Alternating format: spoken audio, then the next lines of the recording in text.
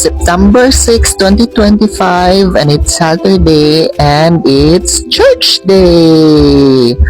Kuyugi sila mama ug si papa mo ato sa simbahan kaya ako dali lang sa ako sa balay mga picture. Bitaw oy, sige lang in God's perfect timing. Mabalik ra gyapon kog simba. Pero sa karon ali kuyugi sa ako sa another a day in my life as usa ka iro. Anong iro? Kung sa manday trabaho sa iro, be, di ba magbantay ang balay? Yes! Magbantay sa tag balay karon walay tao ako ra.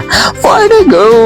Anyways, just to share random thoughts, random memories. Growing up, always should be nagsimba every Saturday katong mga bata pa mi sa ako ang kuya katong wala na akong kuya. Ma-remember pa na ako nga maiwit ni permanente sa dalan magbaktas kay magdula pa man mi sa dalan like magdakpanay pa mi tapos pag abot namo sa simbahan pwede na namong singuta inana good. Huy!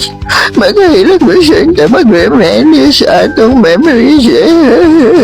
I cry. Bitaw ay makainom-dum pa ko sa una nga ila maniod to mi dito ila lola bading, maniod to mi ante nini, pwede misking asa kung asa makahuna-huna nga dito maniod to, inana, oh my god. Tapos while nagadako nagkamangtas na ta charas ma-redirect na jud ato ang mga life interest as we grow older pero dili ingon nga dili ka hinimba wala ka nagasimba o dili kay ka nagasimba wala na kaning tuo Ginoo dili na siya inaana as long as naa kay faith sa iyaha and then ning tuo ka sa iyaha naga-pray hapon ka sa iyaha ibig wala ka nagasimba siguro goods pa kayo na.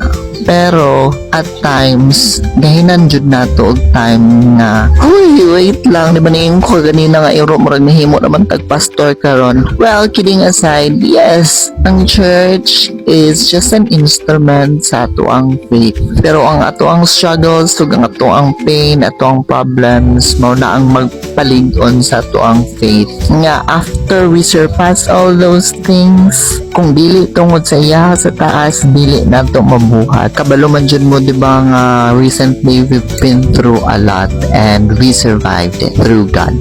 Thank you. Okay? So, dili na tayo for today's video. Isa na tayong pastor. Charef. Kita oy. Salamat sa pag-uman sa ko ang A Day in My Life na pud mga mading. Bye-bye!